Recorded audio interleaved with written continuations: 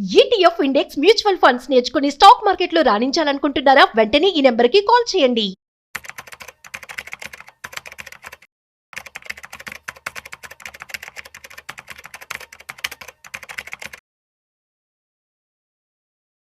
Sir నమస్తే sir. నమస్తే. సుందరరామరెడ్డి గారు, ఇప్పుడు ఇండెక్స్ బేస్డ్ ఇన్వెస్ట్మెంట్ చేసుకోవాలి అంటే బ్యాంక్ నిఫ్టీ మంచిదంటారా లేదంటే నిఫ్టీ మంచిదంటారా? సో దేంట్లో మంచి ఆపర్చునిటీస్ ఉన్నాయి? ఇప్పుడు బేసికల్గా ఎంటైర్ మార్కెట్లో అన్ని చోట్ల మంచి డిస్కౌంట్ సేల్ నడుస్తుందండి. మీరు కనుక లాంగ్ టర్మ్ పాయింట్ ఆఫ్లో తీసుకోవాలంటే ఎక్కడ ఇన్వెస్ట్ చేసుకోవచ్చు. బట్ మీరు కనుక బెటర్ వాల్యుయేషన్స్ ఏ బాగుంది ఈ పాయింట్ ఆఫ్ టైంలో అనుకున్నారనుకోండి, అండ్ నిఫ్టీ లాస్ట్ 2 years నుంచి చూసుకుంటే అది జస్ట్ 8 points ఏదో ఉంది, జస్ట్ 8 points అంతే. అంటే ఆల్మోస్ట్ 2 years లోలో ఉంది నిఫ్టీ. బట్ స్టిల్ 7 సంవత్సరాలతో కంపేర్ చేసుకున్నప్పుడు నిఫ్టీ స్టిల్ 12% వస్తుంది రిటర్న్స్. 7 సంవత్సరాల యావరేజ్ రిటర్న్స్ ఎంత నిఫ్టీలో అంటే 12% దాకా వచ్చింది. అదే మన బ్యాంక్ నిఫ్టీ చూసాం అనుకోండి, గత 7 సంవత్సరాల యావరేజ్ రిటర్న్స్ వచ్చింది 7.5. జస్ట్ 7.5 అంటే వడ్డీకి బ్యాంకుల్లో పెడితే ఎంత వడ్డీ వస్తుందో అంతే వస్తుంది. బట్ అదే టైంలో ప్రైస్ టు బుక్ వాల్యూ ప్రకారం చూసుకుంటే దట్ చెప్పరుగా ఉన్నాయి, ప్రాఫిటబిలిటీ బాగా పెరిగింది. అంటే పర్టికులర్గా గవర్నమెంట్ బ్యాంక్స్ అయితే ఈ సంవత్సరం combined profit more than 2 lakh crore వచ్చింది. కాబట్టి పర్ఫార్మెన్స్ బాగా పెరుగుతుంది, ఎన్పిఎస్ బాగా తగ్గుతున్నాయి. అండ్ గత 7 సంవత్సరాల యావరేజ్ రిటర్న్ వచ్చింది జస్ట్ 7.5 ఎంటైర్ బ్యాంక్ నిఫ్టీలో. అంటే పియూసీ బ్యాంక్స్ అయితే బాగా మూవ్ అయినాయి కానీ నార్మల్ బ్యాంక్ నిఫ్టీ పెద్ద మూవ్ అవ్వలేదు. కాబట్టి మీరు నిఫ్టీయా అండ్ బ్యాంక్ నిఫ్టీయా బెటర్ వాల్యుయేషన్ అనుకుంటే మాత్రం డెఫినెట్గా bank index is the better valuation ఈ పాయింట్ ఆఫ్ టైంలో. నిఫ్టీ ఆల్రెడీ యావరేజ్ రిటర్న్స్ 12% అతనే ఉంది గత 7 years యావరేజ్ చేస్తే. బట్ బ్యాంక్ నిఫ్టీ అలా కాదు, డిపాజిట్ అంతే వస్తుంది కాబట్టి మంచి వాల్యూ ఉంది. రీసెంట్గా హెచ్డిఎఫ్సి బ్యాంకులో ఇష్యూస్ వల్ల అది డౌన్ అయింది కదా, దాంతో బాగా కొలాప్స్ అయిపోయిందండి బ్యాంక్ నిఫ్టీ. దాంతో యుద్ధం బీనైంది కదా, బీనైన తర్వాత ఎక్కువ డౌన్ అయింది. నిన్న చూస్తే ఒక్క గవర్నమెంట్ అంటే పబ్లిక్ సెక్టర్ బ్యాంక్స్ నిన్న 4.5 పడింది. నిన్న ఆర్బీఐ మొన్న మీటింగ్లో చెప్పారనమాట, ఏ బ్యాంక్ వాళ్ళు కూడా పర్ డే వచ్చేకల్లా $100 million కన్నా ఎక్కువ డాలర్ ఐఎన్ఆర్ మీద లాంగ్ బావద్దన్నారు. అంటే వీళ్ళు చాలా ఎక్కువ బెట్ కాస్తున్నారు. మనకైతే ఫారెక్స్ ట్రేడింగ్లో అసలు ఎలవ్ లేదు రిటైలర్స్కి ఇండియాలో.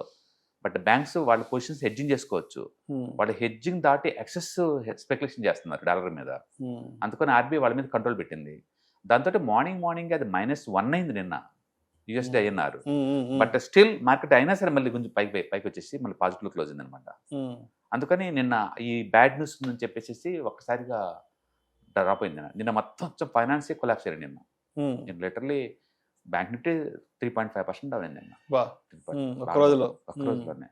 అందుకని వార్ జరిగిన దగ్గర నుంచి ప్లస్ హెచ్డిఎఫ్సి ఎపిసోడ్ నుంచి నిన్న ఆర్బీఐ ఈ ఫారెక్స్ కంట్రోల్ వరకు టూ మచ్గా డ్రాప్ అయింది బ్యాంక్ నిఫ్టీ.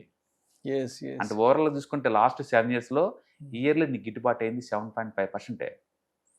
అందుకు దాంట్లో ఈ బ్యాంక్ నిఫ్టీలో ఉన్న 14 బ్యాంక్స్ కూడా అంటే ఫండమెంటల్ వెరీ సౌండ్. ఎస్బీఐ కావచ్చు, హెచ్డిఎఫ్సి కావచ్చు, యాక్సిస్ కావచ్చు, కోటక్ కావచ్చు, ఇవన్నీ కూడా పెంచారు కదా.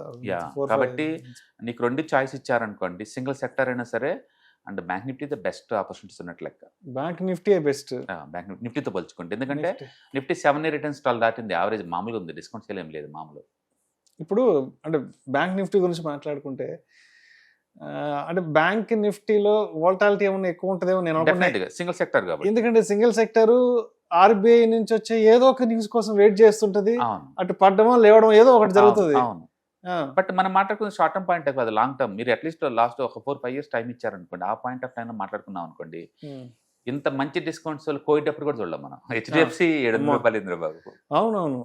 అంటే ప్రైస్ టు బుక్ వాల్యూ ప్రకారం ఇది హిస్టారికల్గా లోయెస్ట్లో ఉన్నాయండి అన్ని బ్యాంక్స్ కూడా ప్రైస్ టు బుక్ వాల్యూ ప్రకారం. అంటే గవర్నమెంట్ బ్యాంక్స్ అన్న లేదు, లాస్ట్ కోవిడ్ కానీ ఇప్పుడు దాకా బాగా ర్యాలీ జరిగినాయి, కానీ అంటే ప్రైవేట్ బ్యాంక్స్ అన్ని బాగా కరెక్షన్ మోడ్లో ఉన్నాయి, బాగా కరెక్షన్లో ఉన్నాయి. ఇప్పుడు యాక్సిస్ చూసుకోండి, లేదా హెచ్డిఎఫ్సి చూసుకోండి, లేకపోతే కోటాక్ చూసుకోండి, లాస్ట్ 5 years లిటరల్లీ 0. అదే టైంలో అన్ని వర్టికల్స్ మంచి గ్రోత్లో ఉన్నవి. కాబట్టి వాల్యుయేషన్ పరంగా మంచి చీపర్గా ఉన్నాయి. అంటే వాల్యుయేషన్ ప్రకారం ఇప్పుడు చీపెస్ట్ మార్కెట్ అండి. కాబట్టి ఒకటి పబ్లిక్ చాలా ప్యానిక్లో ఉన్నారు, చాలా పెయిన్లో ఉన్నారు. అంటే పర్టికులర్గా సినిమా చూపిస్తుంది మార్చ్ మంత్. ట్రెడిషనల్గా మార్చ్ మంత్ లాస్ట్ వీక్లో ఇయర్ ఎండింగ్ కాబట్టి సేవింగ్స్ స్కీమ్స్లో వస్తారు ట్యాక్స్ సేవ్ చేసుకుందామని మామూలుగా అయితే. బట్ గవర్నమెంట్ వాళ్ళు ఈ సంవత్సరం నుంచి 12 lakh వరకు ట్యాక్స్ ఎగ్జామ్షన్ ఇచ్చారు కదా, ఆ ఉద్దేశం ఏమో తెలియదు, లేకపోతే మార్కెట్లో బీభత్సంగా పడుతున్నాయి కాబట్టి ఏమో, కానీ ఈసారి ఎవరు ట్యాక్స్ సేవర్ ఫండ్స్ పెద్ద హెవీగా ఇన్వెస్ట్ చేసినట్టు లేదు. అందుకని నిన్న కూడా పడింది, మొన్న కూడా పడింది, ఈ లాస్ట్ వీక్ కూడా మొత్తం పడుతూనే ఉంది మార్కెట్. సరే ఇప్పుడు బ్యాంక్ నిఫ్టీలో పర్టికులర్గా ఇన్వెస్ట్ చేసుకోవాలి అనుకున్న వాళ్ళు అంటే ఎటువంటి మైండ్ సెట్ ఉన్న ఇన్వెస్టర్ కి బ్యాంక్ నిఫ్టీ కరెక్ట్ అంటారు? అది బేసికల్ సింగిల్ సెక్టార్, వాలటిలిటీ ఎక్కువ ఉంటుంది. నిఫ్టీ అట్ట కాదు, మల్టీ సెక్టార్ ఇండెక్స్. అది ఎగ్జాక్ట్లీ 13 సెక్టార్స్ ఉంటాయి కాబట్టి అది balance approach. Bank Nifty news based ఎక్కువ ఉంటుంది డెఫినెట్ గా, ఎందుకంటే ఫైనాన్స్ సంబంధించి ఆర్బీఐల్ లిటరల్లీ వాళ్ళు ఎవ్రీ మంత్ ఏదో ఒక మీటింగ్స్ ఉంటాయి, గైడెన్స్ ఇస్తా ఉంటారు, ఏదో ఒక మీటింగ్ ఎఫెక్ట్ అవుతా ఉంటది. రెండోది ఏ కంపెనీకి లోన్లు ఇచ్చినా సరే ఆ రిలవెంట్ పడిపోతా ఉంటాయి. ఇప్పుడు రియల్ ఎస్టేట్ ఉంది అనుకోండి, ఏదైనా కంపెనీ కొలాప్స్ అయింది అనుకోండి, అది ఇచ్చిన బ్యాంక్ ఎఫెక్ట్ అవుతా ఉంటుంది. న్యాచురల్ మీరు అన్నట్టు న్యూస్ బేస్ ఎఫెక్ట్ ఎక్కువ, సింగిల్ సెక్టర్ బేసికల్ గా. ఇప్పుడు గతంలో మనం చూసిన ఎస్ బ్యాంక్ ఇలాంటివి ఉంటాయి. అవును, ఆ రిస్క్ ఉంటుంది, రిస్క్ ఎక్కువ ఉంటుంది. అంటే గుడ్ థింగ్ ఏంటంటే మీరు 14 బ్యాంకులకి రిస్క్ స్ప్రెడ్ చేస్తున్నట్లు లెక్క. గుడ్ థింగ్ అది. బ్యాడ్ థింగ్ ఏంటంటే ఏదైనా సరే సింగిల్ సెక్టరే కదా. ఫస్ట్ ఒకటి సార్, నాకు రిస్క్ వద్దు అనుకుంటే నువ్వు మల్టీ అసెట్ జోన్ వెళ్ళండి. మీరు విత్ ఇన్ ద సింగిల్ ఈక్విటీలో ఎన్నిసార్లు ఎన్ని తీసుకున్నా సరే, మీరు ఈక్విటీలో ఉన్నారు కదా, వరల్డ్ మార్కెట్ పడితే ఇది పడుతుంది కదా గ్యారంటీగా. అందుకని విత్ ఇన్ ద అసెట్ లో డైవర్సిఫికేషన్ కాదు, మల్టీ అసెట్స్కి వెళ్ళిపోండి డైవర్సిఫికేషన్ కావాలనుకుంటే. అప్పుడు ఏమైంది, గోల్డ్ పెద్ద డ్రాప్ అవ్వదు, రేట్స్ అసలు డ్రాప్ అవ్వవు పెద్దగా, డెట్ పెద్ద డ్రాప్ అవ్వదు, ఈ 3 స్టేబుల్గా ఉంటాయి కదా, అవి ఈక్విటీని బ్యాలెన్స్ చేస్తాయి. ఇప్పుడు నిన్నే చూసుకోండి, నిఫ్టీ 2% డౌన్ అయింది, గోల్డ్ సిల్వర్ ప్లస్ 1.5% పెరిగింది కదా నిన్న, అప్పుడు బ్యాలెన్స్ అయింది కదా. అందుకో రిస్క్ తగ్గాల, first priority goes to the multi asset allocation funds, దానికి వెళ్ళండి. కొంచెం రిస్క్ తీసుకుంటే అన్నాం అనుకోండి, అప్పుడు ఈక్విటీ రండి. ఈక్విటీలో కూడా ఏంటి అంటే మల్టీ సెక్టార్ ఇండెక్స్కి వెళ్ళిపోండి. లేదు నాకు కొంచెం రిటర్న్స్ ఎక్కువ కావాలనుకున్నారు అనుకోండి, సింగిల్ సెక్టార్కి వచ్చేసేయండి, అట్లా అనమాట. అందుకని రిస్క్ దీంట్లో డెఫినెట్గా బ్యాంక్ నిఫ్టీకి ఎక్కువ, నిఫ్టీతో పోల్చుకున్నప్పుడు రివార్డ్ కూడా ఎక్కువ ఉంటుంది. ఎందుకంటే లాస్ట్ 7 years నుంచి రిటర్న్స్ పెద్ద లేవు కాబట్టి, అంటే వాల్యుయేషన్ బాగుంది కాబట్టి, ఎకానమీ మంచి ఊపులో ఉంది కాబట్టి bank sector definitely going to benefit. ఏదైనా యుద్ధం ఆగింది అనుకోండి, కత్తిలాగా తీసుకెళ్ళిపోతాయి. యుద్ధం అన్నిటికీ యుద్ధమే, సైకలాజికల్ కావచ్చు, రూపీ స్ట్రెంత్ కావచ్చు, లేకపోతే ఎఫ్ఐఎస్ మనీ ఇన్ఫ్లోకి కావచ్చు, ఏటికని కావచ్చు, ఈ యుద్ధం ఆటంకి లాగా ఉందన్నమాట. మనం ఎక్కువ సార్లు ఏంటంటే రీసెంట్ బయాస్ మీద ఎక్కువ డిస్కస్ చేస్తూ ఉంటాం, ఇది పర్మనెంట్గా ఉంటుందేమో అనుకుంటాం. అంటే బుల్ మార్కెట్లు బేర్ మార్కెట్లు అనేది అమావాస్య పుణ్యం లాంటివి, వస్తనే ఉంటే పోతనే ఉంటాయి. ఇది ఒక సైక్లికల్ నేచర్ అంతే, రెండింటిని మీరు అవాయిడ్ చేయలేరు. ఇది కూడా పాస్ అవుతుంది. నెక్స్ట్ 2 months మళ్ళీ మనం వీడియో చేస్తూ ఉంటాం, బుల్ మార్కెట్ వచ్చింది బాగా పెరిగింది కదా అన్నట్టు అనమాట. ఇది మామూలు ఎకానమీలో. అందుకని మీరు కొంచెం ఫైనాన్షియల్ డిసిప్లిన్గా ఉండి లాంగ్ టర్మ్ గోల్స్ లాగా ఉండే వాళ్ళకి ఛాన్స్ తీసుకొని పెట్టుకోవచ్చు. Right sir. Thank you sir, thank you so much. Hello friends, financial freedom మీద వెబినార్ జరగబోతుంది. ఇది డైలీ 3 hours ఉంటుంది, 3 days ప్రోగ్రామ్.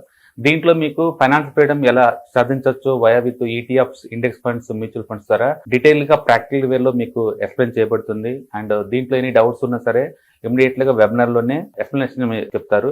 అండ్ అలాగే మ్యూచువల్ ఫండ్స్ ఎగ్జామ్స్ ఎవరైనా రాద్దాం అనుకున్నా సరే, మ్యూచువల్ ఫండ్ డిస్ట్రిబ్యూటర్ గా మీరు సెటిల్ అవ్వాలన్నా సరే ఎలా చేయొచ్చు, వాటికి సంబంధించిన డీటెయిల్ ఎడ్యుకేషనల్ వివరాలు మొత్తం కూడా ఈ ప్రోగ్రామ్ లో డీటెయిల్ గా చెప్పబడుతుంది. కాబట్టి ఎవరైనా సరే ఈ వాలటిలిటీ ఉన్న ఈ స్టాక్ మార్కెట్ లో స్టేబుల్ గా ఉండి అండ్ మంచి returns via with ETFs, index funds, mutual fund ద్వారా ఎలా సంపాదించవచ్చు, ఎందుకు ఇవి ఇంపార్టెంట్, ఫైనాన్స్ ఫ్రీడమ్ కి ఎలా ఉపయోగపడతాయో ఇవన్నీ కూడా డీటెయిల్ గా ఎక్స్ప్లెయిన్ చేయబడుతుంది. కాబట్టి ఎవరైనా ఇంట్రెస్ట్ ఉన్న పార్టిసిపెంట్స్ అందరూ కూడా ఈ అవకాశాన్ని వినియోగించవలసిందిగా కోరుతున్నాను.